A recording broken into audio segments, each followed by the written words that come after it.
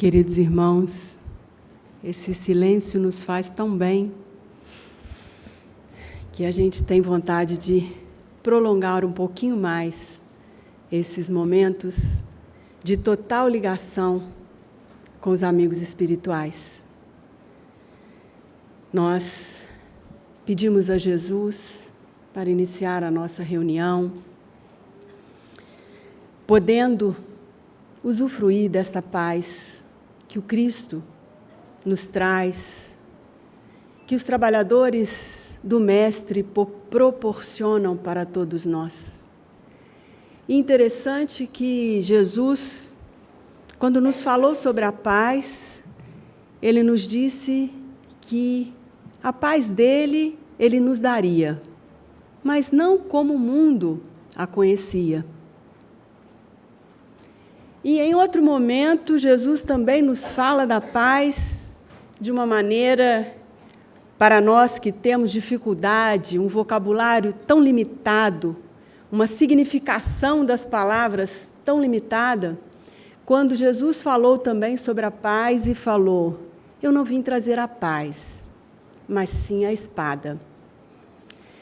E aí nós vamos aprendendo, quando buscamos estudar, como sempre nos ensinou nossa irmã Isabel, buscando o espírito da letra, nós vamos entender que realmente a paz do Cristo é diferente dessa paz que nós conhecemos ou que às vezes até desejamos, que é uma ociosidade, é uma paradeira só.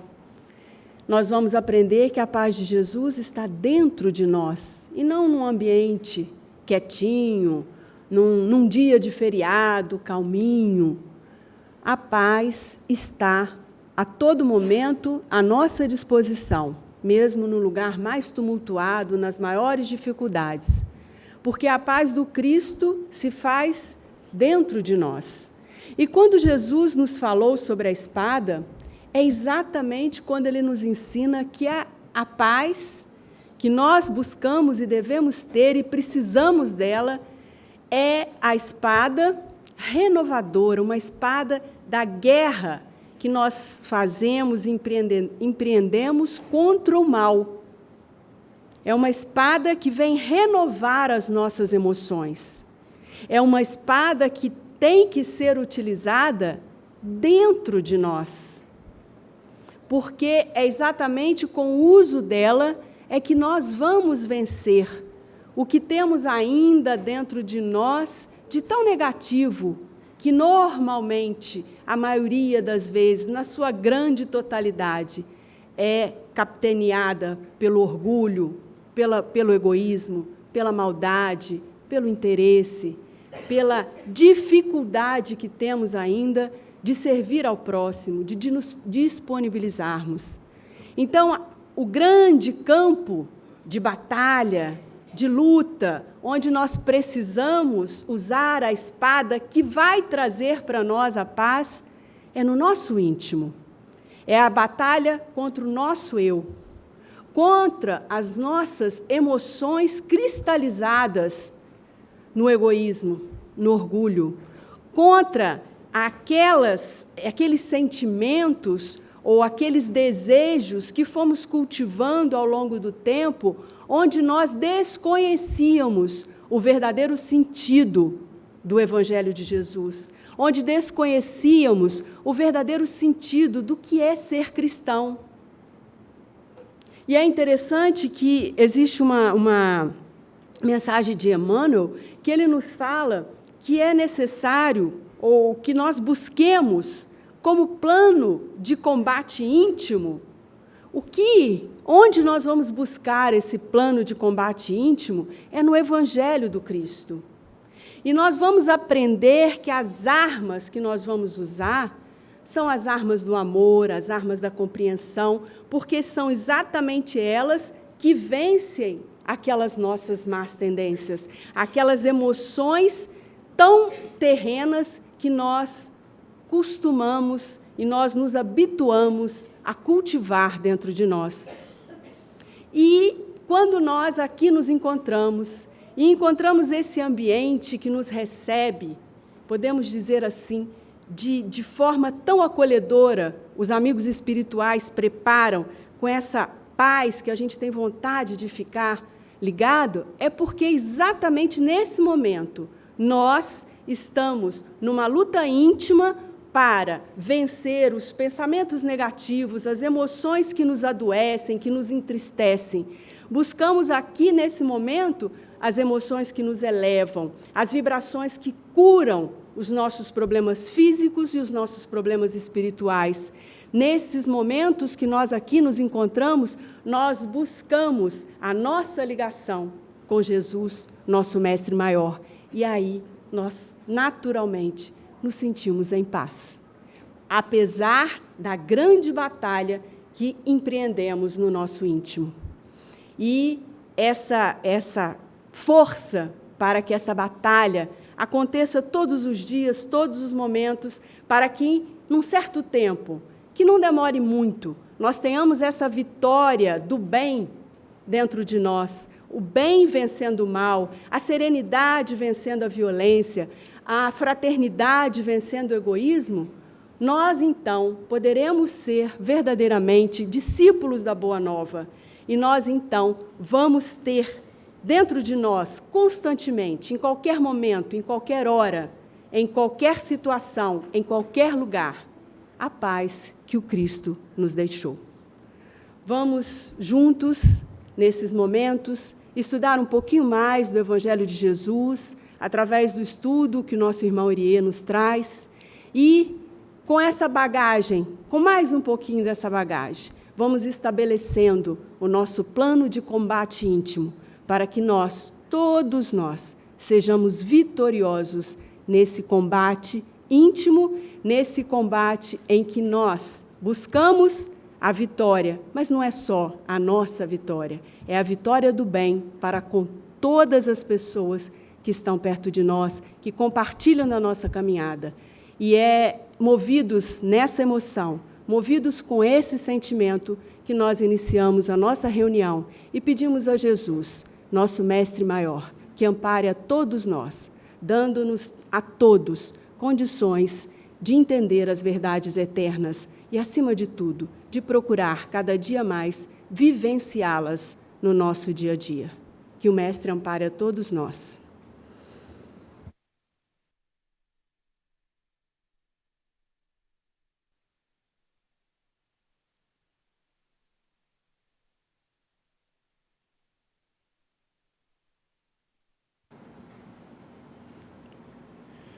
Nós sabemos que nós vivemos no universo que nós pensamos. Nós vivemos o universo que nós pensamos. É através da nossa visão, que inclui a visão material e a compreensão mental, que nós construímos a nossa vida, que nós percebemos as pessoas, que nós escolhemos os caminhos que vamos seguir, porque nós escolhemos aqueles que atendem às nossas vontades. Existe um mundo geral, um conceito geral de mundo, que é a materialidade que está por aí, que é o que é. Não precisa raciocinar, é só olhar para o lado e ver o ser humano andando na rua que você entende direitinho que mundo é este. Mas existe o nosso universo individual, aonde eu vou, o que eu faço, como eu faço, o que eu pretendo, qual é o meu objetivo. E é este mundo que nós trabalhamos para o nosso progresso. Não é no mundo do outro, é no nosso mundo. É no nosso interior e ao nosso redor. E eu, particularmente, embora vocês não tenham nada absolutamente com isso, eu gosto muito de música. Música. Fica bem claro. Eu gosto de poesia. E tem uma música do Caetano Veloso, chamada Reconvexo, que ele diz, na primeira frase da música, ele diz assim: eu sou a chuva que joga a areia do Saara sobre os automóveis de Roma. Ao longo da música inteira, ele faz contrapontos entre o que ele vê e o que acontece. Então, ele comenta várias coisas naquela inteligência rara, poética de Caetano. E eu fiquei pensando, quando escuto música, eu fico pensando nela, o que leva o artista, o compositor, o poeta a escrever sobre aquilo. E eu fiquei pensando nisso. O que levou Caetano Veloso a pensar sobre a areia do deserto de Saara que cai sobre os automóveis de Roma. Vocês já repararam a distância? O deserto de Saara está no norte da África. Roma está do outro lado. O vento joga a areia do deserto de Saara sobre Roma.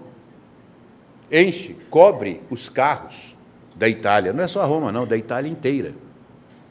É um fenômeno impressionante. Mas não é só sobre Roma que joga.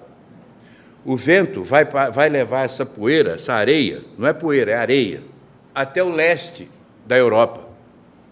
A areia do deserto de Saara sai do norte da África, vai parar na Ucrânia, na Romênia, na Rússia, na Bulgária. Mas não é só isso. Ela viaja, atravessa o Atlântico, milhões de quilômetros, e cai sobre a floresta amazônica. Milhões de toneladas, milhares de toneladas de areia do deserto do Saara cobrem anualmente a floresta amazônica. E aí a gente pergunta, e daí? E daí? Nós só sabemos disso agora. A NASA descobriu isso, um laboratório da NASA, que tem um nome comprido, a beça, descobriu isso há poucos anos atrás. Observando o planeta, eles viram aquela nuvem atravessando o Atlântico e caindo sobre a Amazônia. E começaram a pesquisar. Embora este fenômeno exista há milhares de anos, e nós não sabíamos. Eu estou comentando isso por várias razões. Uma, para mostrar que nós não sabemos nada. A nossa certeza única é que nós somos ignorantes. Até 500 anos atrás, nós pensávamos que o mundo era quadrado. Há 1000 anos atrás, a gente pensava que o mundo estava nas costas de Atlas. Até 20 anos atrás, pensava que debaixo da terra tinha um inferno. Se você mordesse uma hóstia, sangrava. Nós somos um poço de ignorância. E somos convencidos, não sei de quê, mas somos. Ninguém sabia de onde vinha essa areia. E é para mostrar que, além da nossa ignorância, e que nós temos que estudar muito para entender um pouco, ou pelo menos saber onde estamos vivendo, nós temos que saber que existe algo acima de nós que rege a vida neste planeta, que faz a areia do Saara atravessar o oceano e cair sobre a floresta amazônica. Aí o cientista, como sempre, pergunta, por quê? Para quê? Já que é sabido que não existe nada em vão nas leis de Deus. A resposta foi assustadoramente precisa. A areia do Saara é composta de uma enorme quantidade de fósforo. E a floresta amazônica é carente de fósforo. Esta areia depositada sobre as árvores da Amazônia faz com que as árvores floresçam, produzam sementes, produzam frutos e se renove. Então, olhem só, a maior biodiversidade do planeta Terra, que é a floresta amazônica, depende do maior deserto do mundo para que ela exista. O que parece para nós uma absoluta contradição é a absoluta harmonia de Deus. Mesmo que nós não vejamos, mesmo que nós não compreendamos, o fato está lá. A floresta amazônica depende do deserto do Saara. E esta areia que sai é justamente a areia que perde a capacidade de se agregar ao solo do deserto e é retirada para que uma nova areia surja e o deserto se renove na sua vida diferente. Então, nós devemos tirar sempre as lições para a nossa vida. Nós não sabemos nada, temos leve desconfiança e, mesmo assim, cheia de dúvidas. E quando alguém disser para nós alguma coisa que nós não consigamos compreender de primeira, vamos estudar, vamos refletir, vamos pensar, para evitar que cometamos mais erros. Por isso, Allan Kardec nos diz: espíritas, instruí-vos. Quer dizer, estudem. Para quê? Já que nós estamos em família, para não falar bobagem.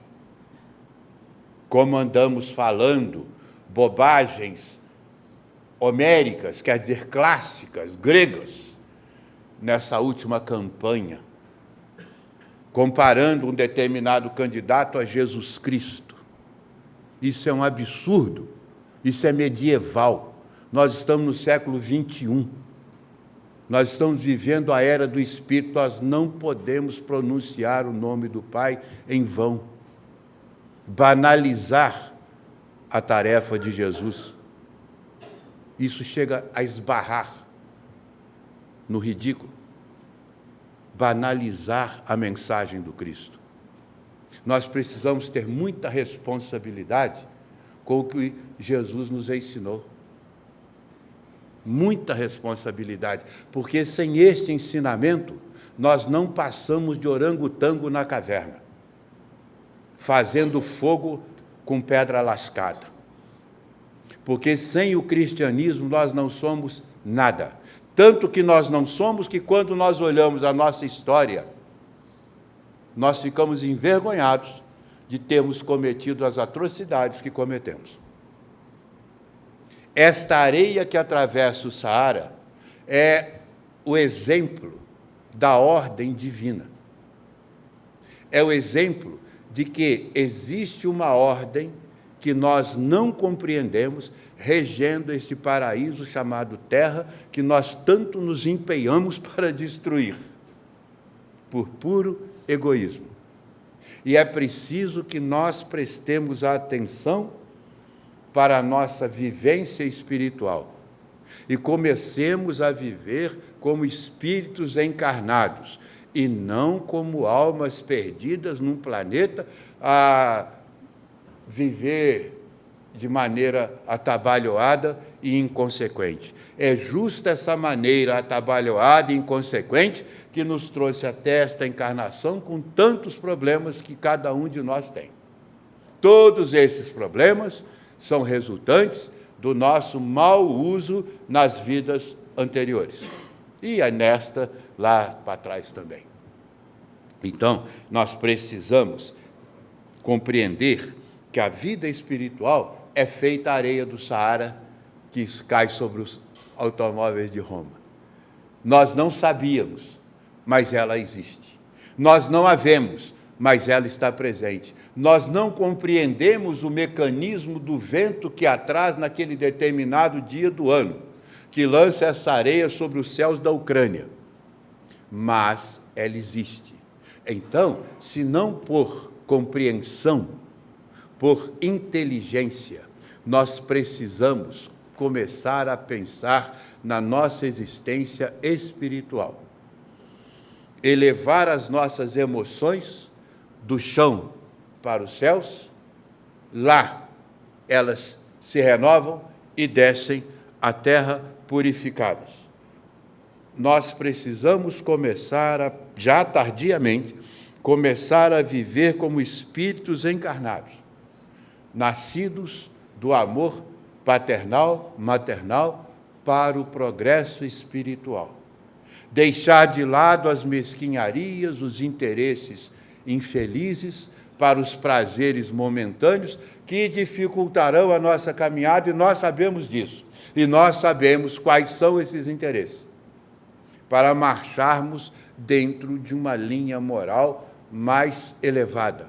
Para quê? Para que nós não sejamos tocados pelo primitivismo da humanidade que anda à solta, feito manada de búfalo, falando coisas, dizendo coisas, fazendo coisas que não têm nenhuma relação, hipótese alguma, com o cristianismo. Nenhuma. No Evangelho de Marcos, nós encontramos um apontamento onde ele diz assim, sobre a oração: quando orares, entra em teu quarto interno e, tendo fechado a porta, ora a teu Pai em segredo, e teu Pai, que vê no segredo, te recompensará. Quer dizer, nós precisamos criar o hábito diário da oração. Orar internamente, o seu quarto interior, seu quarto interno, seu espírito, a sua consciência, o seu coração, dê o nome que quiser. Fechou, se isola, fecha a sua porta, quer dizer, fecha os seus ouvidos, fecha a sua atenção, fecha a sua boca para o mundo exterior e ora a teu Pai, quer dizer, a Deus. Não ore para nenhuma entidade, não ore para nenhum santo, não ore ao Cristo, porque nós não sabemos quem são os santos. Nós somos devotos de santos que nós não temos a menor ideia de quem seja. E aí nós nos conectamos com espíritos, não que aqueles santos sejam, mas nos conectamos com espíritos que desconhecemos a vibração. Então oremos ao Cristo e peçamos a Ele, e Ele nos ajudará em segredo. A grande questão que põe a oração em dúvida é que nós somos imediatistas. Nós somos imediatistas. Nós pensamos que as respostas das preces ou demoram ou chegam tarde. É sempre assim, né? Aí eu pedi e não aconteceu. Orar não é pedir para resolver problema. E, além do que, o tempo é relativo. Suponha que esse prato seja o planeta Terra, que leva 24 horas para dar a volta. Esse é o tempo da Terra. Os espíritos não estão na Terra, eles estão fora. Então, o tempo que ela leva para girar, não importa, é o tempo da Terra. Nós medimos a nossa vida por minutos e segundos, a espiritualidade mede pela eternidade. E aí vem a pergunta: será que esta coisa que eu estou pedindo para atender o meu gosto, ao meu egoísmo, é benéfico para o meu progresso espiritual?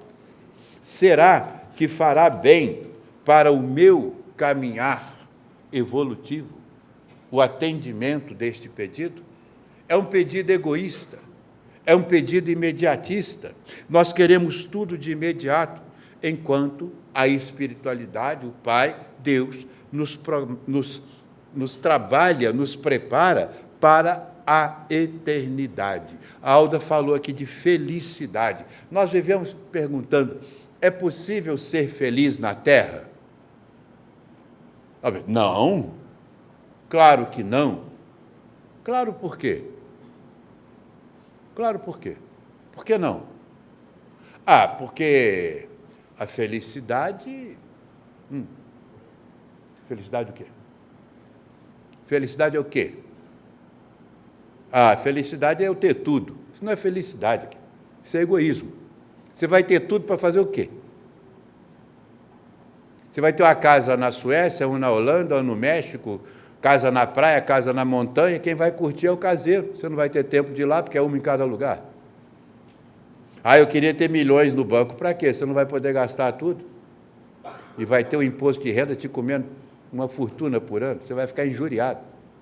Eu queria ter um carrão. Você já viu o IPVA, o seguro e a gasolina?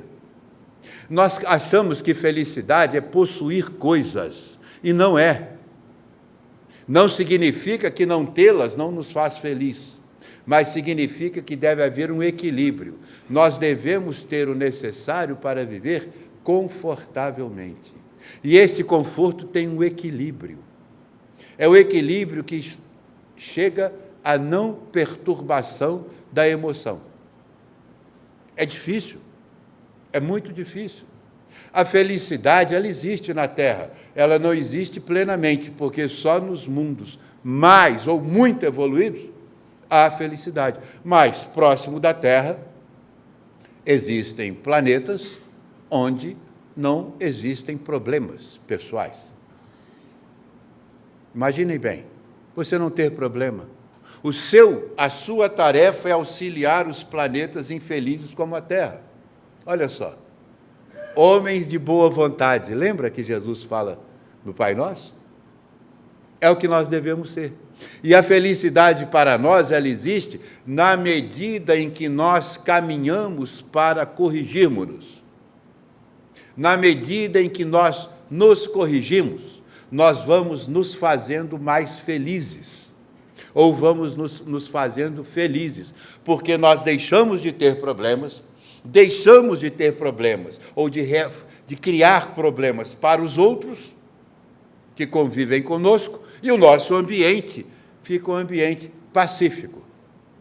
Existe coisa mais gostosa do que você, depois de um dia de trabalho, enfrentar o trânsito da nossa cidade, organizado, as ruas absolutamente bem asfaltadas, higiene, a cidade que cheira bem nos seus jardins, aí você chega em casa, tudo calmo. Você se senta, conversa com sua esposa, conversa. Existe lugar melhor do que isso? Não, não existe. É isto que é a felicidade. Quando nós trabalhamos o nosso interior para nos corrigirmos e facilitarmos o convívio das pessoas conosco. E aí o nosso ambiente fica totalmente feliz. Não é a felicidade absoluta, mas é a felicidade possível no planeta. Isto só pode acontecer quando nós começarmos a construir o exercício da prece. O exercício da prece. Porque a prece nos leva à espiritualidade maior, higieniza as nossas emoções, higieniza os nossos pensamentos, e nós retornamos para a Terra, espiritualmente falando, é claro, vibracionalmente falando, é claro, voltamos para a Terra mais suaves, mais serenos, e agimos e reagimos e convivemos com mais serenidade, ou seja, como Kardec diz no livro dos Espíritos, no livro dos Médiuns, mais simpáticos. Simpatia não é o sorriso solto. Simpatia não é o contador de piada. Simpática é aquela pessoa afável, aquela pessoa que lhe dá prazer quando você a vê passando na rua, quando você se encontra com ela. Pô, cara, é bom te ver, é muito gostoso conversar contigo. Aquela pessoa que te acalma, aquela pessoa que você sabe que pode chegar próximo dela e vai ser bom. Esta é a pessoa simpática. E é esta pessoa que nós precisamos aprender a ser. E só é possível no exercício da prece. O exercício da prece nos ensina que é necessário que lutemos muito, muito arduamente para extinguirmos os nossos problemas íntimos. E cada um de nós tem pelo menos uma porção. Uma porção. Esses problemas que dificultam a convivência com as pessoas. Convencimento. Nós somos convencidos. Cada um é convencido de uma coisa. Cada um dá uma carteirada de uma coisa. Cada um se acha melhor do que o outro porque é isso, é aquilo, ocupa esse ou aquele cargo. Cada um tem raiva do outro porque o outro fez isso, fez aquilo outro. Cada um é um pacotinho ou pacotão de mágoas. Não é assim? Vocês já repararam, por exemplo, como nós somos egoístas? Pequenas coisas. A minha esposa adora ir ao cinema, eu também gosto, mas não vou mais.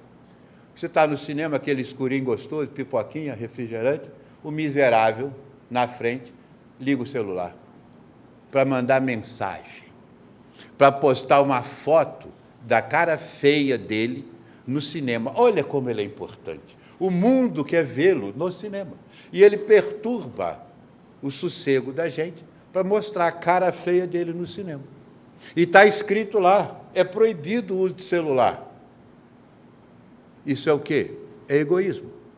Fazemos isso no trânsito, dirigindo nessas ruas maravilhosas que eu acabei de citar, e digitando.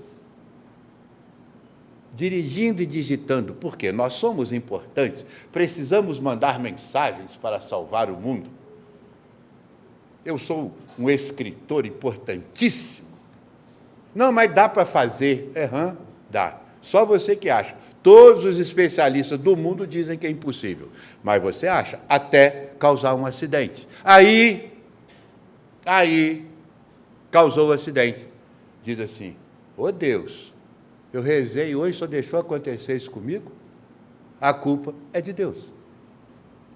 Como a culpa é do governo, como a culpa é do outro, como a culpa é da tua mãe, como a culpa é do teu pai.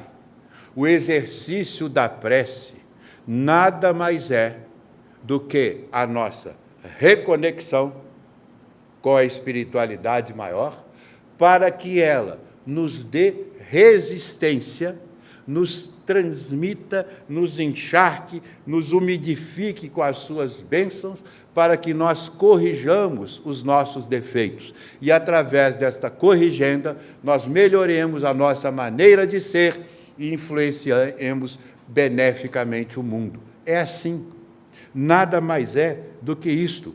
É o instrumento através do qual a prece é o instrumento através do qual nós captamos essas energias necessárias para o grande esforço da autocorreção. Por isso não adianta nada, não vale nada, é conversa fiada, ficar ajoelhado fazendo novena, trezena, ladainha.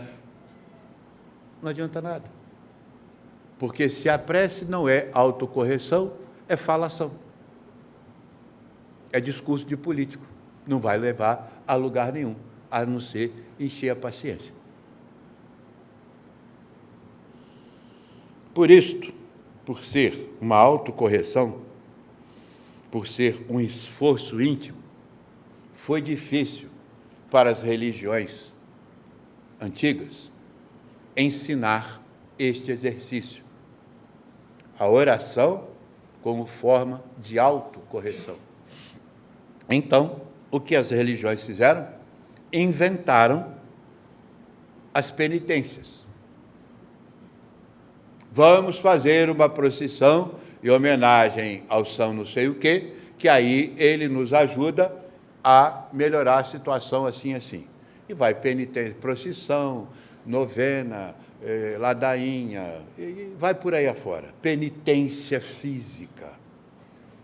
O penitente, aquele que se martiriza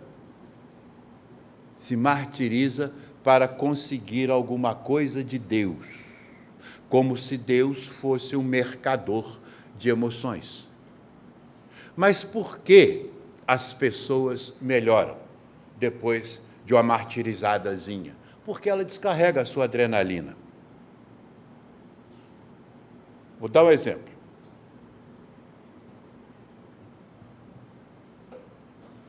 Existe um hábito na Europa, aqui no Brasil também, mas lá é mais fácil por questões financeiras, de fazer a peregrinação pelo caminho de Santiago de Compostela, que sai lá da França e vai até a Espanha.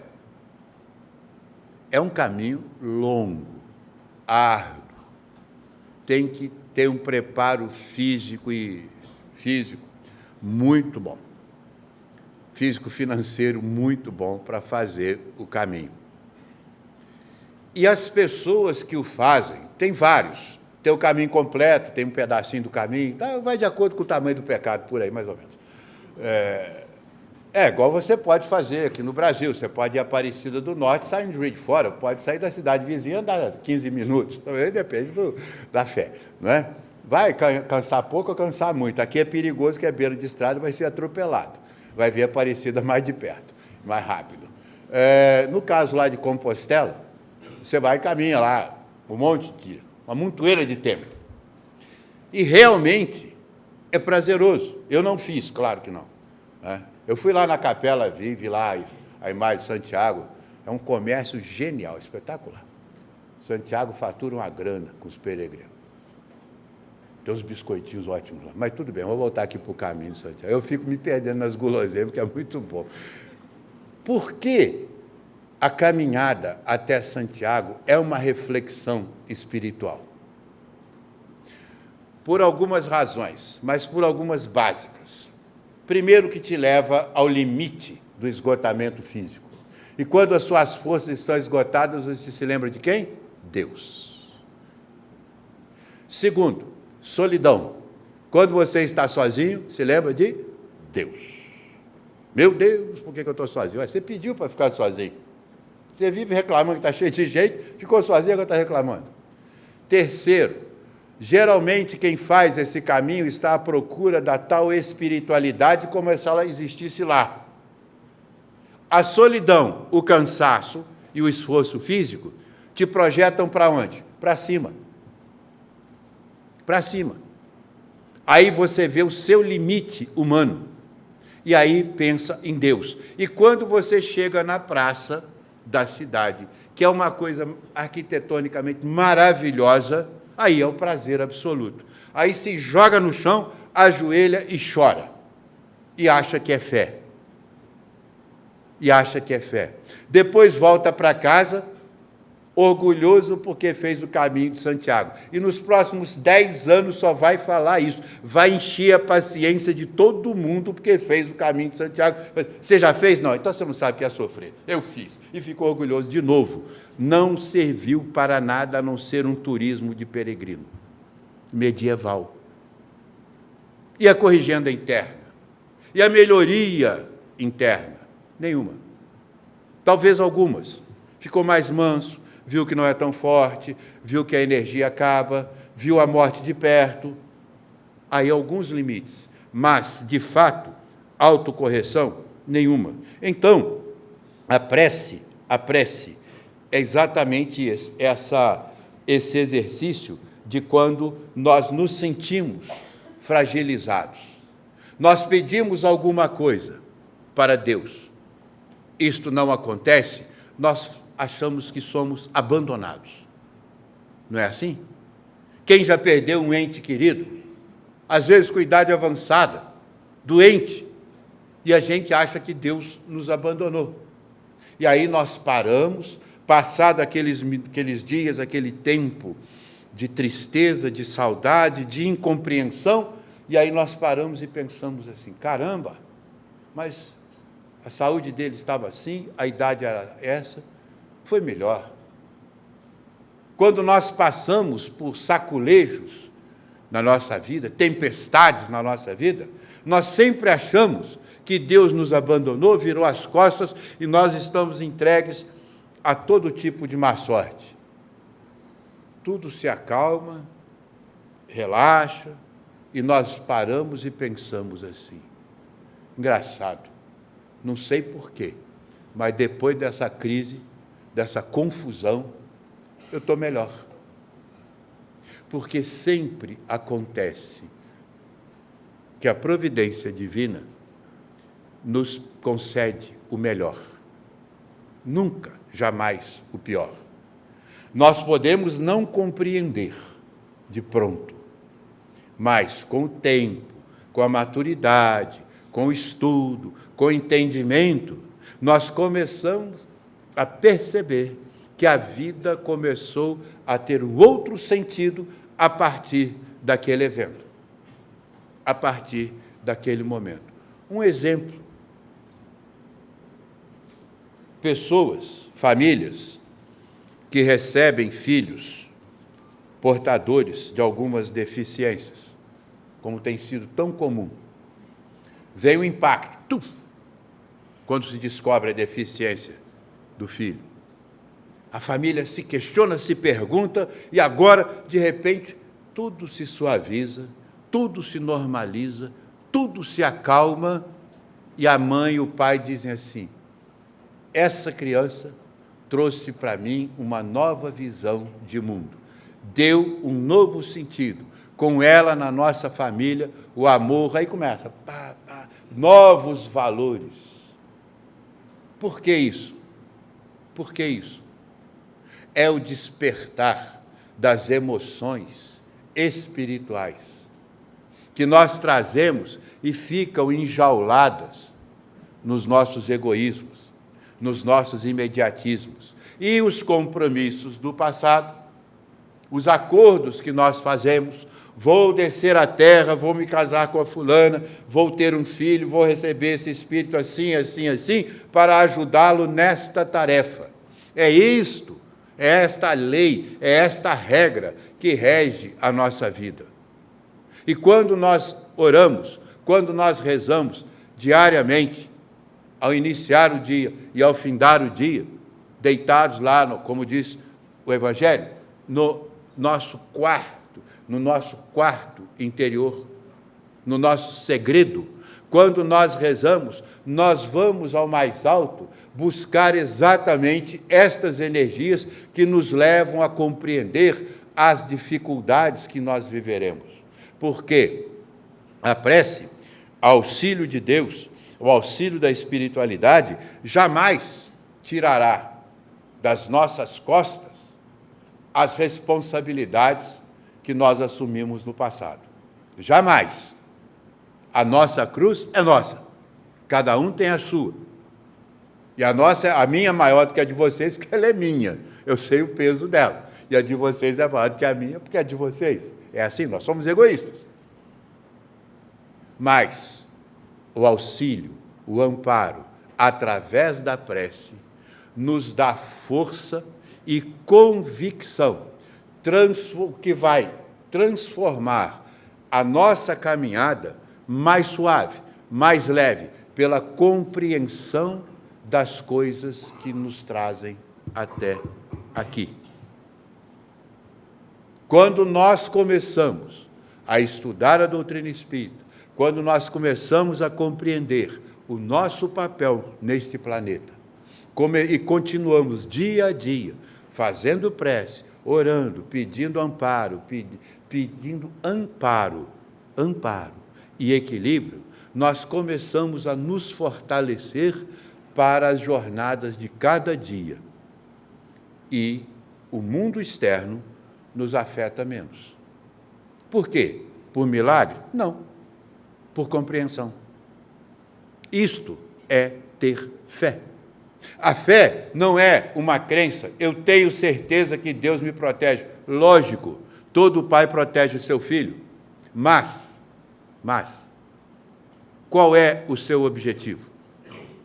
A pergunta que Emmanuel faz, eu gosto de responder sempre, de perguntar sempre para mim: o que te move? O que te faz sair de casa todo dia? Tá, legal, você vai sair para ganhar dinheiro para trabalhar. Ok, é isto mesmo. Mas com quais intenções? Com quais objetivos? Por que você quer se encontrar com fulano, com a fulana? Para que você quer ir na casa de cicrano? Para que você quer... O que te move? Sempre devemos ser movidos por os gestos mais éticos, de alto nível moral. Porque isto nos eleva, nos tira do chão, não nos faz santo, porque santos são os missionários, e nós não somos, mas nos dá força para rasgar o mundo, rasgar o véu da ignorância humana, sem nos misturarmos, sem nos contaminarmos com a ignorância. Por quê? Toda vez que nós nos deixamos levar pelas aflições do mundo, toda vez que as angústias do mundo nos contaminam, como nós vimos contaminar muita gente nesta campanha política recente, pessoas falando atrocidades, animalidades, sem distinção nenhuma, significa que é total ausência de fé. Toda vez que nós nos enervamos, nos angustiamos, que a sombra tampa a clareza da visão espiritual, significa que a nossa fé se extinguiu. E não sou eu que diz isso, não. É Emmanuel. É Emmanuel. A raiva, a cólera, a vingança é ausência de fé. É domínio do imediatismo. É desaparecimento em nós do hábito da oração. Ou seja, é materialidade. E nós precisamos corrigir este desequilíbrio. O exercício da prece é a grande e constante ferramenta, a grande aliada das boas obras e do aperfeiçoamento espiritual. Porque o exercício da prece nos dá uma coisa muito difícil, mas quando nós experimentamos, é extremamente saborosa, a serenidade. E a serenidade não é o ato, o fato, a emoção de nada acontecer, como se nós chegássemos no alto de uma montanha e observássemos um vale absolutamente vazio e disséssemos assim: que serenidade, eu queria viver aqui. Um homem vivendo ali, imediatamente aquele vale deixaria de ser sereno, porque ele ia pegar a motosserra, derrubar as árvores, ia construir estrada, fazer piscina, churrasqueira. Não, mas ele pode fazer isso. Pode. A serenidade não está na ausência da alegria. Muito pelo contrário. A serenidade reside no coração de cada um que consegue enfrentar as dificuldades do mundo sem se irritar, que consegue vencer os pequenos e os grandes problemas, ou seja, os problemas que cada um de nós tem, sem se irritar. Aí é preciso fé, aí é preciso exercício da prece. Porque toda vez que um problema quebra a nossa rotina, seja ele qual for, nós nos irritamos. Se for um problema de saúde, imediatamente nós perguntamos direto a Deus: por que eu? Por que não o fulano que é mau? Está julgando o outro? Quem é você para dizer que ele é mau? Você, porque você escolheu. Você, porque você pediu. Não me lembro, mas pediu. Lá no planejamento espiritual, você disse assim: eu vou reencarnar e tal, assim, e eu já estou pronto para vencer essa dificuldade que eu amealhei lá tantos mil anos atrás. E ela aparece. Ela nos é apresentada em qualquer setor da nossa vida, emocional, físico, financeiro, qualquer um. Porque o nosso problema não é só nosso. O nosso problema é nosso e de quem convive conosco. O nosso problema se resume numa palavrinha pequena, se circunscreve uma palavrinha pequena: família. Quantas vezes nós nos perguntamos: por que eu casei com esse sujeito? Aí fica aquilo martelando. Aí você revê a sua vida: puxa, namorei aquele cara, o Irieira, tão bonito, né? tão charmoso, alegre, fui casar com esse mocorongo aqui. Passado 3 dias, você olha para o mocorongo do lado e fala assim, mas eu gosto tanto de você, mocorongo. Você é mocorongo, mas eu gosto de você. Emoção. A serenidade é o exercício resultante, é o resultado que brota do exercício da fé. Quando nós pedimos a espiritualidade para nos ajudar a vencer os problemas, não são os problemas que estão lá fora, são os problemas que estão cá dentro. Como nós reagimos ao problema? Os problemas existem e existirão sempre. Coitado de nós, se não fossem os problemas. Nós estaríamos na caverna, embora muitos estejam, mas nós estaríamos integralmente na caverna, comendo barata e gafanhoto.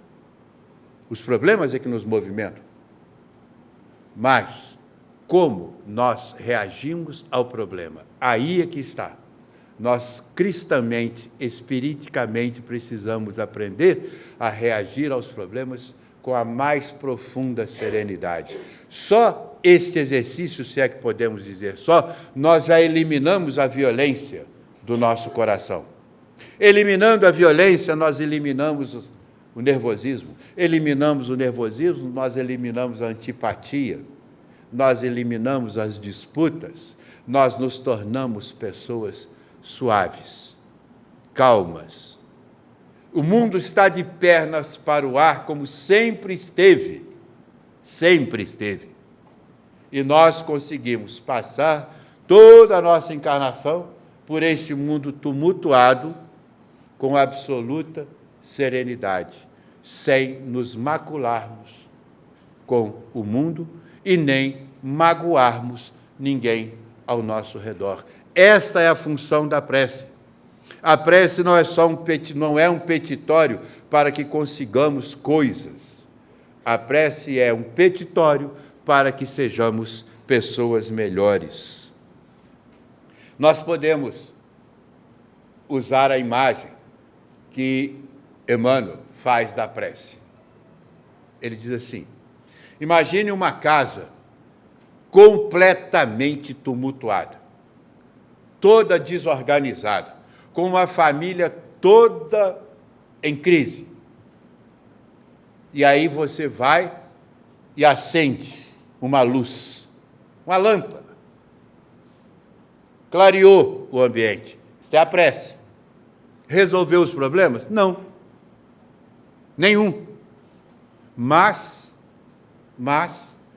a claridade proveniente daquela lâmpada mostrou para você onde estão as pessoas, ou quem são as pessoas com quem você se conflita, onde estão os móveis sujos, onde estão os entulhos, onde estão as desorganizações da casa. E aí, de posse dessa luz, você toma consciência de que pode começar a organizar a sua casa. E aquele lar e aquela casa de uma família desajustada, desequilibrada, com a luz da prece, consegue se reequilibrar e crescer. Então, significa que a prece sozinha não resolve nada. A prece é a fonte para a nossa correção. Fiz a prece, fui ao mais alto, busquei as energias necessárias, me fortaleci espiritualmente, volto para o meu lar para me corrigir.